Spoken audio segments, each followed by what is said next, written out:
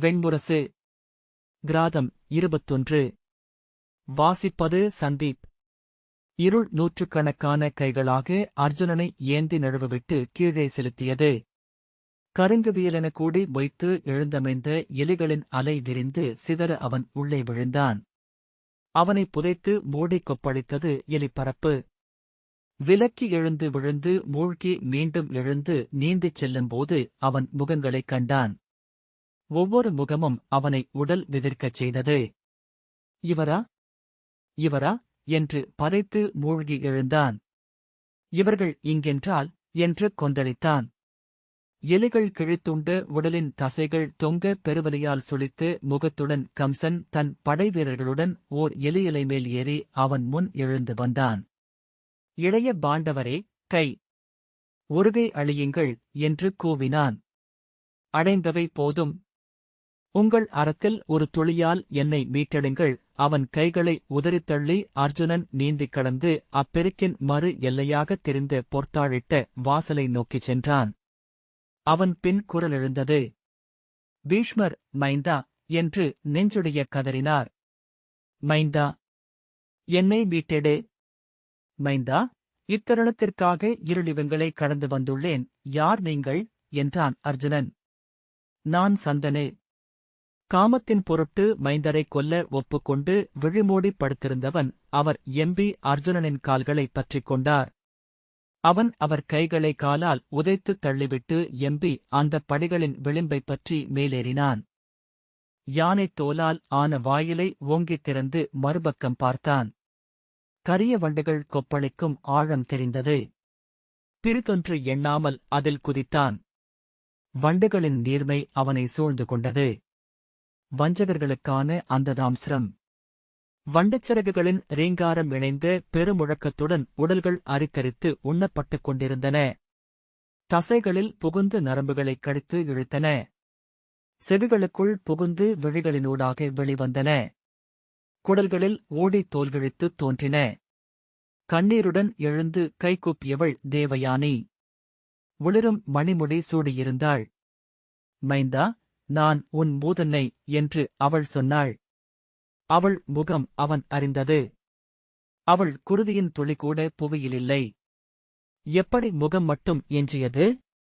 எவர் முகம்? முகமல்ல, அசைவு. தசையல்ல, உணர்வு. அவளாகி அவனறிந்த எவர்? மைந்தா, நான் உன் கால்களைப் பற்றுகிறேன். இதோ வண்டுகளால் உண்ணப்பட்டு அழுகிறேன். மாற்றில்லாத பெருவலியில் துடிக்கிறேன், அழிகூர்க. தன் தலையை ஓங்கி ஓங்கி அறைந்தாள். வண்டுகள் வண்டுகள் உண்கின்றன. என் மூளையை வண்டத் தொகையாகிவிட்டிருந்தது அவள் உடல். இளமைந்தே, என் குலத்து தலைவன் நீ. மீட்டேன் என்று ஒரு சொல். உன் அறம் என்னை மேலே கொண்டு செல்லும் என்றாள். விலகு என்றான் அர்ஜுனன். அவள் அவன் கைகளை அள்ளிப்பற்றினாள். அதை உதறி வண்டுகளின் மேல் விழுந்து நீந்தி அதற்கப்பால் தெரிந்த இருண்ட வாயிலை நோக்கிச் சென்றான். இனி எவர் இனி எவர் என்றே அவன் நெஞ்சு பதைத்தது. நச்சுப் பாம்புகள் பின்னி நெளிந்த ரரவத்தில் விழுந்தான். கொன்று மகிழ்ந்தவரின் நரகத்தில் அவனறிந்த முகங்களாக பெருகிக் கிடந்தனர் படைவீரர். அவர்களை இறுக்கி நெரித்தன மல்லர்கைகளைப் போன்ற பாம்புகள். பிதுங்கி மூச்சினூடாக குடல் வழிய வாயில் நாக்கு வெளிவந்து நெளிந்தாட அவர்கள் கூவினர். புவி ஆண்டு திளைத்த அரசர்கள். குருதியழ பலி கொண்டு கூத்தாடியவர்கள். நான் பரதன். நான் பாவலி. நான் ஹிரண்யன். முகங்களின் அலைகளுக்கு அப்பால் மேலும் முகங்கள் கார்த்தவீரியன், ராவணன். எவர் முகங்கள் இவை? பெருநாகங்கள் வேர்க்குவைகள் போலிருந்தது மகாரவம். நான் கொன்றதில்லை, பாண்டவரே. கொல்ல விழைந்து வாழ்ந்தமையால் இங்கு வந்தேன். முனிவர், அந்தணர், அன்னையர். வேதச்சொல் விளங்கிய நாவுகள் எப்படி இங்கே வந்தமைந்தன? புழுக்கள் நெளிந்த கும்பீபாகம். அங்கே புழுக்களென மக்கள். புழுக்களை உண்டன புழுக்கள். புழுக்களைக் கிழித்து வெளிவந்தன புழுக்கள். உண்டு கொழுத்த அந்தணர்கள் அரசர்கள், வணிகர். பிறர் வசித்திருக்க உண்டோம். பிறிதொன்றும் அறிந்திலோம். உண்டவை அனைத்தும் வந்தடையும் பெருங்குடல் பரப்பு இது. உண்ணப்படாதவை புழுக்கின்றன. உண்ணப்படாதவையென உண்டவை ஆவது எப்போது? நஞ்சூட்டியவர்களின் காலசூத்திரம் எனும் நரகம். வேதம் புறப்பதாக மயங்கினோம் பாண்டவரே. உணவை பகுக்காமல் உண்ட அவிமிச்சமே அமுதல்ல நஞ்சென்று இங்கு கண்டோம். அசிபத்திரத்தில் குலம்பிழைத்தவர் இருந்து உருகினர். அரசமுறை பிழைத்தவர்களுக்கான சூகர முகத்தில் அவன் கேட்டறிந்த பேரரசர்கள் அனைவரையும் கண்டான். எரிகந்தகத்தில் விழுந்து வழன்ற உடல்கள், முட்களால் கிழிக்கப்பட்டு நார்களெனத் தொங்கின தசைகள், உதிர்ந்த நகங்கள் மிதிப்பட்டன. அந்தணர்க்கு பிழையிழைத்தவர்களுக்கான அந்த கோபத்தில் பொங்கி எழுந்து கை நீட்டி அலறி அமைந்தனர் மக்கள். அதைவிட மும்மடங்கு முறை மீறிய அந்தணர்களை வழிபட்டவர்களுக்கான கிருமி போஜனத்தில் வதைப்பட்டனர். தப்தமூர்த்தியில், சால்மலியில், வஜ்ரகுண்டகசாலியில் முகங்களென அவன் கண்டவர்களுக்கு அப்பால் முகங்களே இல்லையோ என்று அவன் சித்தம் பேதலித்தது. முன்னோர்கள், அறவோர்கள், நூலோர்கள், வைதிகர்கள், அன்னையர் அனைவரும் இங்கென்றால் மண்ணுலகென்பது இங்கு வந்தடைவதற்கான பெருவழி மட்டும்தானா? எரிதல், தழல்தல், புகைதல், உருகுதல், குருதியும் சலமும் வழிய அழகி உதிர்தல். தசைகளை அடித்து கிழித்தனர் நிழலுருவர். கொக்கிகளில் தொங்கவிட்டனர். இருநுனியிலும் பற்றிக் கிழித்தனர். பற்களைப் பிடுங்கினர். கண்களை ஊசிகளால் துளைத்தனர். முட்பந்துகளை வாயில் திணித்து ஊட்டினர். கொக்கிகளை உள்ளே செலுத்தி குதம் வழியாக குடலை உருவி எடுத்தனர். உடலென்பது வலியுருவாக்கும் பொருட்டு படைக்கப்பட்ட ஒன்றா? இவ்வுடல் சூடி இங்கு வராதிருந்தால் உயிர்கள் வலி என்று எதையும் அறிந்திராதா? உடலென்பது இன்பம் வந்தடையும் வழி என்று நம்பியிருக்கிறது பேதையுயிர். நரம்புகளில் மட்டும் கொட்டும் பூச்சிகள் நிறைந்த பிராணரோதம். தோல் உரிந்து அகலம் விசசனம். இருதழலையே ஆடையாக அணிய வேண்டிய சாரமேயாசனம். மலம் அழகி நொதித்த பூயோதகம். அதில் புழுக்களென நெளிந்தனர் கீழ்மக்கள். உறவு கொண்டு அறம்பழுவியோர். அங்கு நெளிந்தனர் தன்னை அறியாது பிறனென்று உணர்ந்து சிறுமை கொண்டோர். சிறுநீரும் சீழும் பெருகிய அயஃபானம். உடலென்பது கழிவுப் பெருக்காகியது. உடலை உண்டு உடலில் வாழும் புழுக்களின் உலகு. நெடுநாள்புண் என க்ஷாரகர்த்தமம். அழகிய ஊன் மண்டிய ரக்ஷோபக்ஷம். குருதி அழகி நொதித்த சூலப்ரோதம். எண்ணங்கள் உணர்வுகள் கொதித்த குருதி. கனவுகள் கரைந்த குருதி. குலமூத்தாரின் சொல்வாழும் குருதி. பலிமிருகத்தின் உடலில் ஓடும் தூய்மை. தெய்வங்களின் நல்லுணவு. திரிந்து நஞ்சென்றாகிய எரிவு. புளித்து நாரி பெருந்துயரெனச் சூழும் இவையனைத்தும் உடலின் இருளுலகுகள். எரியும் முடியாலான அவிசி. பல்லழகிய வாய் என நாரும் தந்த சுகம். அமிலவாந்தியாலான வடரோதம். அழகிய உணவாலான பர்யாவர்த்தனகம். கீழ்மை அனைத்தும் எழும் மையம் இவ்வுடல். அக்கணம் அவன் ஒன்றை அறிந்தான், அங்கு புதியன எவையுமில்லை. அனைத்தையும் அவன் முன்பே அறிந்திருந்தான். அவன் வாழ்ந்த மண்ணிலேயே நரகங்களையும் நூல்களென்றாக்கி ஊடுபாவன ஓட்டே நெய்யப்பட்டது அவ்வுலகம். அங்கு கண்டபோது அரைக்கணங்கூட கண்ணிலைக்காமல் கடந்து வந்த அனைத்தாலும் ஆனவை இவை. செம்பட்டுத்திரை மூடிய நுழைவாயிலுக்கு அப்பால் ஒளியிருந்தது. இனிய நறுமணம் எழுந்தது. மென்மயிர் பரப்பு போல புல் பரவிய தரை. பூத்த மலர்மரங்கள். இன்குரல் கொண்ட பறவைகள். இளந்தென்றல். இளவேனில் நின்ற நகரத்தெருக்களினூடாக அவன் நடந்தான். முழுதுடல் கொண்ட கன்னியர் விழுதீட்டி இதழ்ச்செம்மை கூட்டி சிலம்புகள் ஒலிக்க மேகலைகள் நெகிழ ஆடைகள் எழுந்தமைந்து பறக்க ஒல்கி உடலசைய நடந்தனர். சிரிப்பில் ஒளிவிட்டன பற்கள். சிலம்பின வெள்ளிமணிகள். விழிமுனைகள் வந்து அவனை தொட்டுச் சென்றன. மைந்தா, நான் யயாதி என்றது முதுமூதாதையின் குரல். அழிகூர்கே, இங்கிருந்து என்னை மீட்டுக் கொண்டு செல்க. நான் உன் தந்தையரின் தந்தை. நரைத்த தலைமுடியும் தாடியுமாக உலைந்தாடிய உடலுடன் அவனை நோக்கி வந்த அவரை பற்றிக் கொண்டனர் ஈரப் பொன்னுடல் கொண்ட இரு மகளிர். இது எந்த இடம் என்று அவன் கேட்டான். காமம் அணையாது உயிர் நீத்தவர்களின் நரகம். இதை லாலாபக்ஷம் என்கிறார்கள் என்றார் அருகே ஓடிவந்து நின்ற ஒருவர். நீண்ட தாடி கொண்ட முதியவர். நான் ரகுகுலத்து தசரதன் என்றார். மைந்தா, இங்கு அணையாது காமத்தை எழுப்பும் அனைத்தும் உண்டு. ஒரு துளியும் அதை நுகர முடியாது வெறுமை கொண்டிருக்கும் நம் உடல் என்று யயாதி சொன்னார். இது துயரம். துயர்களில் இதுவே உச்சம். அவரை அவர்கள் கொண்டு சென்றனர். எதிரே வந்த கௌதம முனிவர் கூவினார், விரைந்தடல்க. ஒரு கணம் ஒரு பெண்ணில் உன் காமம் எழுந்தாலும் நீ இப்பாதையை கடக்கவியலாதென்றிக. குறிவரைத்த முனிவர்கள் உடல் தளர்ந்து விழுந்து கிடந்த தெருக்கள், ததும்பும் முலைகள், எழுந்து குலுங்கும் பின்னெழுச்சிகள், இளந்தோள்கள், மான்குழம்புகள், ஞமலி நாவுகள், அரவு படங்கள், அகல் சுடர்கள், எழுந்த மீன்கள், நின்ற விழிகள். கடந்து செல், கடந்து செல். அழைப்புகள். பெண்ணுடல் என்பதே அழைப்புதானா? குறிப்புகள். உணர்த்தல்கள். பெண்ணென வந்தது எதன் குறிப்பு? மைந்தா, ஒரு கணம் அவன் நெஞ்சு உருகியது. அது என் குருதியிலுள்ள தவிப்பின் ஊற்று அல்லவா? அக்கணமே அதை வெட்டி அவன் எல்லை கடந்து சென்றான். அவன் சென்று நின்ற நதிக்கரையில் பன்றி மயிர்களே நாணல் என, எலி மயிர்கள் புல் என, வௌவால் மயிர்கள் போசணம் என செறிந்திருந்தன. உடல் அதிரும் கெடுமணம் எழுந்து அவனைச் சூழ்ந்தது. சிறுநீர், சலநீர், மலம், கெடுகுருதி பெருகி நீரென அதில் ஓடிக்கொண்டிருந்தது. முடி பாசியாக, நகங்கள் சிப்பிகளாக, எலும்புகள் தக்கைகளாக மிதந்து சென்றன. அழுகிய ஊனம் கொழுப்பும் சேரென படர்ந்திருந்தன. அதன் கரையில் அவன் உடல் ஓய்ந்து நின்றான். கடந்து செல்க. இனி ஓர் உலகம் மட்டுமே எஞ்சியிருக்கிறது என்றது அங்கு அமர்ந்திருந்த தவளை. அவன் குனிந்து அதை நோக்கினான். இதன் பெயர் வைதரணி. தன்னலம் பேணிய அரசர்களுக்குரியது இது. இதைக் கடக்காமல் அவர்களுக்கு மீட்பில்லை. இதைக் கடந்தவர் எவருமில்லை. அவன், நீங்கள் யார் என்றான். என்னை உன் முன்னோன் என்பார்கள். என் பெயர் துஷ்யந்தன்.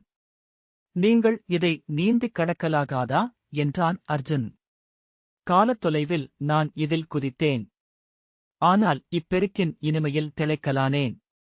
மெல்ல ஒரு நீர்த்தவளை ஒரு கொண்டு இங்கு அமர்ந்திருக்கிறேன். இதைக் கடக்க நான் விழையவில்லை. இதற்கு அப்பால் ஓர் இனிமை வேறில்லை என்பதில் ஐயம் கொள்ளவில்லை நான். அவன் ஏறிட்டு நோக்கிவிட்டு குமட்டலுடன் குனிந்து, இங்கா என்றான். இதுவேதான். உன் உடல் இனிதென்றால் இதுவும் இனிதே. மூடா, மைந்தன் என்று அள்ளிக் கொஞ்சுகையில் மனைவி என முகர்ந்து மகிழ்கையில் எத்தனை மகிழ்வளிக்கிறது. மலமும் நீரும் சீழும் வீழையும் கொண்ட உடல். அவன் குமட்டியபடி விலகினான். குமட்டுவதெல்லாம் ஒருநாள் இனித்ததுதான் என இழித்தது தவளை. மறுசொல்லின்றி அவன் மலப்பெருக்கில் பாய்ந்தான். கை ஓய நீந்தி கடக்க முயன்றபோது பின்னால் மூச்சிழைக்கும் குரலுடன் எழுந்தார்கள் அவன் அறிந்த பேரரசர்கள். மைந்தா என்று கூவினர். இதோ யுகங்களாக நான் இக்கழிவில் நீந்துகிறேன். ஒரு கை என்னை பிடி என்றார் ஒருவர். யார் நீங்கள் என்று அவன் கேட்டான். நான் உபரிசிரவசு. உன் குலமூதாதே. அவன் அவரை உந்தி மேலெழுந்து நீந்தினான். அவர் அவன் கால்களை அள்ளிப்பற்ற மூழ்கி அந்நீருக்குள் சென்றான். பல கோடி மீன்கள். அவை அச்சீழ்நீரை அள்ளி அள்ளி உண்டு வாழ்தழைக்க செதில் வீசி மகிழ்ந்தாடிக் கொண்டிருந்தன. அவற்றின் விழிகள் அனைத்தையும் அவன் அறிந்திருந்தான். இது ஹஸ்தி. இது பிரதீபன். இவன் குரு. அவன் அவர்களை கைகளால் அள்ளி விலக்கி மேலெழுந்தான். தொலைவில் நின்றாடியது மறுகரை. எது அறம்? தன்னலம் என்பது அறத்திற்கு எதிரானதென்றால் அறம்பேணுவதனால் அடையப்படுவதுதான் என்ன? அரசர்கள் அனைவரும் அங்கிருந்து இங்கு வருவதில்லை, இங்கிருந்து அங்கு செல்கிறார்கள். மறுகரையில் அவன் ஏறி நின்று நடுங்கியபோது காவலர் மூவர் வந்து அவன் முன் நின்றனர். வருக என்று அவனிடம் சொன்னார் பிரார்த்தர். இது எந்த இடம் என்று அவன் கேட்டான். இதன் பெயர் சூசிமுகம் என்றார் சஞ்சிதர். தன் நெஞ்சுரைக்கும் சொல் விலக்கி அறம் உசாவி உளங்குழம்பி செயல்முறையில் நின்று தவித்து வாழ்ந்தவர்களுக்குரியது என்றார் ஆகாமியர். அவன் அதை நோக்கிச் சென்றான். இருண்டவானில் அங்கிருந்த பல்லாயிரம் கூர்முனை வேல்கள் விழிகளென மின்னிக் கொண்டிருந்தன. அவற்றில் உடல்குத்தி அமர்ந்து சுழன்றனர் முனிவரும் அறிஞரும் அரசரும். அவன் நோக்கி நின்றான். அங்கே அமர்ந்திருந்த ஒருவர் திரும்பி அவனை நோக்கினார். அவன் திகைப்புடன் கால்களை எடுத்து வைத்து அவரை அணுக அவர் திரும்பிக் கொண்டார். நானா என்றான். அவர் சரத்வான் வில்தேர் முனிவர் என்றான் ஒரு காவலன். பிறிதொருவரைக் கண்டு அவன் மீண்டும் திகைத்தான். உரத்த குரலில் மூத்தவர் என்றான். ஆம், தேவாபி என்று அவரை அழைக்கிறார்கள் என்றார் சஞ்சிதர். இம்முள்முனைகளில் கால் வைத்து கடந்து செல்க, அவை நதிக்கரை நாணல்கள் என ஆடின. செல்க என்று தேவாபி திரும்பி நின்று கூவினார். நீ வந்தவற்றில் கெடுநரகமென்பது இதுவே. கடக்கவியலாதது இது. நோக்குக, இவை ஒருபோதும் நிலை கொள்வதில்லை. அவன் குனிந்து பார்த்தபோது அந்த வேல்முனைகள் அனைத்தும் இருதட்டுகள் கொண்ட துலாவின் நடுமுட்கள் என்று கண்டான். இங்கு காத்திருக்கிறோம், அவை நின்று காட்டும் என. யுகயுகங்கள். காலப்பெருக்கு. அக்கணமே தாவி ஆடும் முள்முனைகள் மேல் கால் வைத்து பாய்ந்து கடந்தான். மறு எல்லையில் இருந்த பெருந்துலாவின் நடுமுள் ஊசலாடிக் கொண்டிருந்தது. அவன் ஒரு கணமும் எண்ணாமல் அதன் மேல் குதித்து உடல்குத்தி சுழன்று கீழிறங்கினான். இதுவே இறுதிப்புள்ளி என்றது சித்தம். சோர்ந்து இறுதி விசையும் அழிய அவன் கீழிறங்கியபடி சென்றான். அக்கரையில் எழுந்த அன்னை முகத்தை அவன் அதுவரை கண்டிருக்கவில்லை. கண்ணங்கரிய பேருடல். காதுகள் வடிந்து நீண்டிருந்தன. கோரைப்பல்லும் கொடுமூக்கும் கூர்விழியும் கொண்டிருந்தாள். உடலெங்கும் முலைகனத்து வேர்பலாவின் முதுமரம் போலிருந்தாள். அவள் ஆடையெங்கும் சிற்றீர்கள் என நுண்குழந்தைகள் அள்ளிப் பற்றி சிரிந்திருந்தன. அன்னையே என்று அவன் அழைத்தான். அவள் கையை நீட்டி அவனைப் பற்றி இழுத்து மேலெடுத்தாள். முள்ளில் சிக்கிய ஆடையிலிருந்து உடலை மீட்பது போல கழுவேறிய அவ்வுடலில் இருந்து தன்னை விடுவித்து எழுந்தான். அன்னையே என்று அலறியபடி அவள் காலடியில் சரிந்து விழுந்து வணங்கினான். வருக என்று அவள் சொன்னாள். அவனை இடக்கையில் இழுத்துக் கொண்டு அப்பால் தெரிந்த பெருவாயில் நோக்கிச் சென்றாள். கீழ்மையின் கெடுகனவு முடிந்ததென அவன் விழித்தெழுந்தான். எதிரே யமபுரியின் இருண்ட பாதைகளின் பின்னலை கண்டான். அங்கே உயிர்க்கும் உடல் தூண்கள், விதிர்க்கும் தசைச்சுவர்கள், அதிரும் தோல்தரை பரப்பில் சிலிர்த்த மென்மயிர் புற்கள். அன்னையே என்று அவன் திரும்பி அவளை நோக்கி கைகூப்பினான். என்னை மீட்டுக் காத்தீர்கள். என்றும் உடனிருங்கள். அவள் புன்னகைத்தபோது வெண்பற்கள் ஒளிர முகம் பேரழகு கொண்டது. நீ என்றும் எனக்கு உகந்தவன், மைந்தா என்றாள். அத்துமீறும் மைந்தரின் குறும்புகளில் அன்னையர் மகிழ்கிறார்கள். ஆண்மை கொண்டெழும் இளையோரை விரும்புவதென்பது அன்னையரின் கருவியல்பு. உன்மேல் நான் கொண்ட பேரன்பையே உனைச் சூழ்ந்த பெண்டிரில் நீ கண்டாய். அவன் அவளை நோக்கி, நான் உங்களை அறிந்ததில்லையே என்றான். என்னை திருணமூலி என்பார்கள். என்னை முழுதும் காண நீயும் முழுமையடைய வேண்டும். அருக, மண்ணுறங்கும் புல்வேர்களில் வாழ்பவள் நான். அவள் அவன் தலையை தொட்டாள். செல்க, நீ வெல்ல இன்னும் ஒரு களம் உள்ளது. அவன், இனி எக்களத்திலும் நானே வெல்வேன், அதை உங்கள் அருகே நின்றிருக்கையில் உணர்கிறேன் என்றான். அவள் தன் முலைகளில் ஒன்றைப் பற்றிப் பிடுங்கி, இதைக் கொள்க, இது உன் படைக்கலமாகுக்கு என்றாள். அவன் அதைப் பெற்றுக்கொண்டதும் அது ஒரு தண்டாயுதமாக ஆகியது. அவள் கால் தொட்டு சென்னை சூடி அவன் யமபுரியின் மண்ணில் இறங்கினான். அவனை நோக்கி சித்ரபுத்திரர் ஆதும்பரனும் சம்பரனும் சார்தூலனும் சண்டாமிருகனும் சூழ புன்னகையுடன் வந்தார். வருக இளையவரே, உங்களுக்காக காத்திருந்தோம் என்றார். நான் வருவேன் என நினைத்தீர்களா என்று அர்ஜுனன் கேட்டான். இல்லை, ஆனால் காத்திருப்பது எங்கள் பணி என்றார் சித்ரபுத்திரர். மீண்டு வந்து முதல் மானுடர் நீங்கள். காலப்பேரசனின் அரண்மனை மண்டபத்தில் வலப்பக்கம் யமி நிற்க இடப்பக்கம் தூமாறனை அமர்ந்திருக்க அவன் அரியணை வீற்றிருந்தான். அவனைக் கண்டதும் சினத்துடன் எழுந்து படியிறங்கி கீழே வந்தான். இன்று வரை இது நிகழ்ந்ததில்லை. இவ்வுலகின் நெறிகளனைத்தும் இன்று சீர்கெட்டன என்றான். அர்ஜுனன், பிறிதொன்று எண்ணா பெருவீரன் எவனும் இங்கு வந்ததில்லை போலும் என்றான்.